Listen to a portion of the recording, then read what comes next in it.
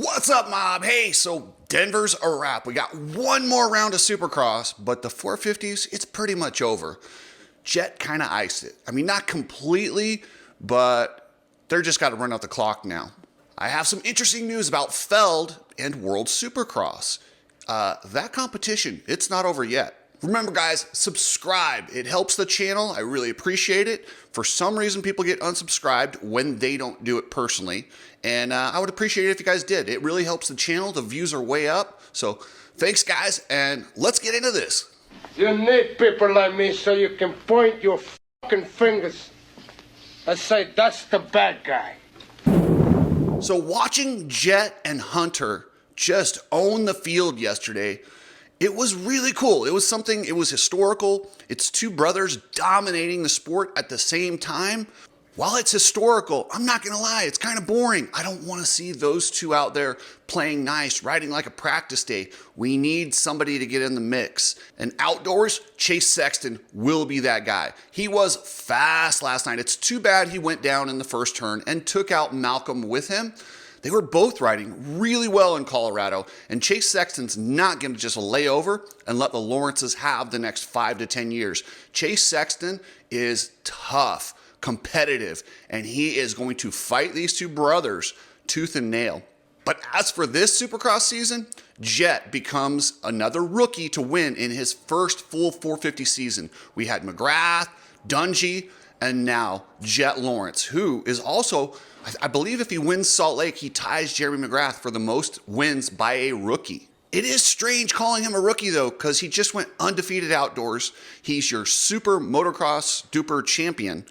And for him to come into Supercross, being his third series on the 450, it's hard to look at him as a true rookie. When McGrath came in, his very first 450, real race as a full competitor was the year he won the title. Same with Dungey.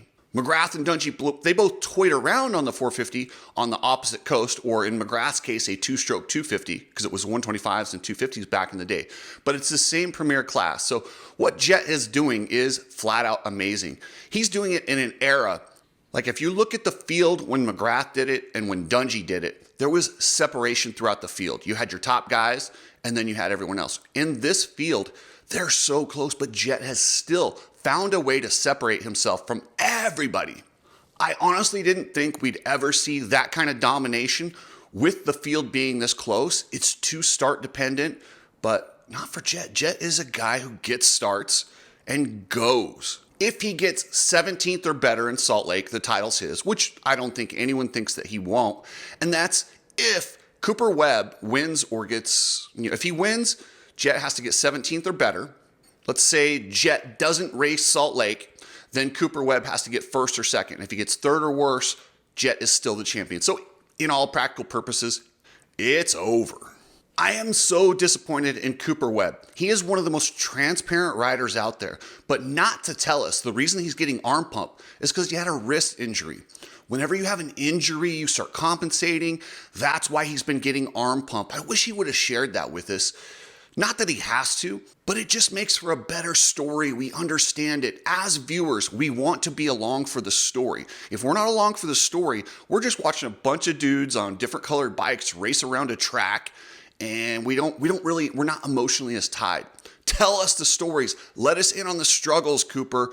That was a bad move, and they should have released that. It's not a competitive advantage. If Jett knows that he's got some sort of a wrist injury, do you think it changes anything he does? Because I don't. So Coach Rob has dropped another badass show for people who ride dirt bikes. Vet riders, we're always trying to find different ways to cope, manage your body, and just feel better and extend this sport that we love so much as long as we can. Coach has a vet motocross podcast now, so check that out. Epic Garage Designs. You know what? Go to the website, epicgaragedesigns.com. Get yourself some slat wall. You want to just do one little thing. You order it. It's easy to mount. If you have a drill, you can mount your own slat wall. It's a piece of cake. It will make your garage look clean. You can hang bikes from it, snowboards, helmets, whatever you need. Make your garage look cool for dirt cheap. Just order some slat wall. So Malcolm Stewart has had a dreadful season. I mean, dreadful, to the point where There was talk of him getting fired mid-year. Was it real talk? Probably not. But between him and Christian Craig, that Rockstar Husqvarna team has been a disaster in 450 Supercross. Luckily, they got 250 guys that are holding it down, but it has been as bad of a season by a premier factory that we've seen in a long time. But Malcolm rode really good in Colorado. He was second fastest in time qualifying, and had he not gone down on the very last lap of that second session, he might have been fast qualifier. I was excited. I thought he could get up there, maybe get a podium, get in that top 5, but he was down in the first turn. Sexton pushed the front end, went down, and Malcolm had nowhere to go. So we got stuck behind Chase, charged all the way back to 7th. I mean, he was following Chase through the field, and he was riding really, really good. So good on Malcolm to show some speed. He's finally kind of getting it together. And this year, hopefully he stays healthy enough to make some noise in that Super Motocross finale with 3 races. That's something Malcolm could, having one of those great days at the 3rd round in Vegas, Malcolm could be your Super Motocross champion. A lot of people are pointing to the new safety features from Supercross as to why some guys aren't as good. Like Malcolm, he is a whoop monster. Malcolm flies through the whoops. He skims like nobody else. And limiting it to 9 whoops seems to make it to where a lot of times it's easier to get away with jumping through them. Maybe that's a factor, maybe it's not. I don't really care. I mean, you build the tracks that are out there. I think Feld needs to add some different stuff. Make a wall jump into a triple. Throw some stuff at these teams that they don't have at their practice track. Surprise them. That's what I want to see. I want to see curveballs thrown every week. Have a whoop section with something different. Shape the whoops differently. Make 2 round and 2 square-edged. This is Supercross. This is not some cookie cutter sport. And that's what it's gone into. It's not like the old days where you just showed up and whatever the track builders had, they made. Nowadays, it's all pre-laid out and it has to be exactly the way the track layout was, or the teams get pissed. And they have so much power because guess what? Teams pay all the riders. The series doesn't. In fact, it's so embarrassing at the amount of purse money. Jett Lawrence won the 450 main in Colorado and took home $14,000 in cash. Guess what? The day before in the Privateer LCQ Challenge by Pulp MX and their janky podcast, they gave away $25,000 to Josh Hill for winning that race. You're trying to tell me they can't kick in a little bit more money to these riders that make that 40 rider field? Because it's not easy. Making that top 40, you got to be good and you risk your life every time you go out there. They gotta find some more money for these guys. And I'm not talking about money that's not there. How about a small percentage of ticket sales? Or how about they open a GoFundMe for, just a bonus for guys? The reason Feld and MX Sports won't do this is because they feel like all the money coming in, they have to control it. They have to get it all. And if they share it, then they give too much power to the riders and they lose that control. They're just holding their pie. They're just choking this thing. Guys, if you need some goggles, glasses, a shirt, ride Strapped. Strapped is a patriotic company that helps me a lot. We will be at the Paula National camping out. Come see myself, Chris from Strapped, and have a burger or something with us.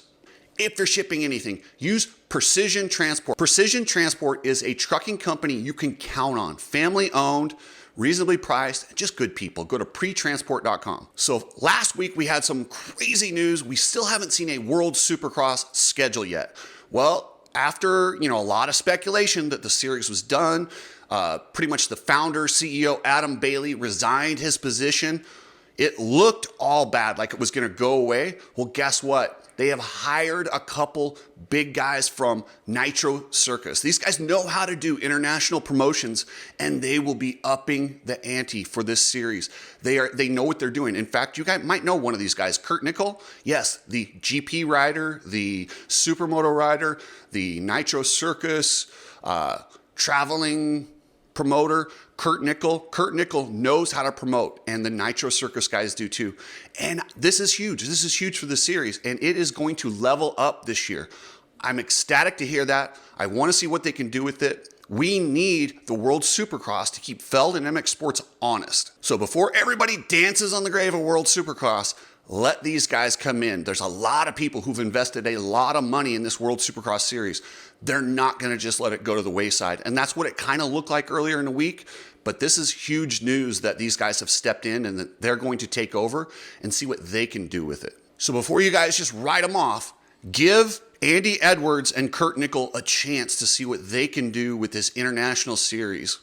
The layout, the pay, everything is really good for the riders, the teams. It's a good formula, but it's so hard to get these things off the ground and make a series competitive, especially with the stranglehold that Feld and MX Sports have on this series right now and the relationship they have with the manufacturers. As a professional rider, the only way to make a living is to get on one of these teams, so you gotta play by their rules. You can't just be really, really good and kind of an outcast. Anyway, thanks guys. The Denver race was relatively uneventful, but I will come back with a 250 wrap up tomorrow. The 250 shootout heading into Salt Lake is going to be wild. We have a winner take all between Levi Kitchen and RJ Hampshire. Whoever scores more points in Salt Lake is your West Coast champion. Tom Vial has a 15-point lead, but he's fending off Danger Boy. Anything can happen in these East-West shootouts.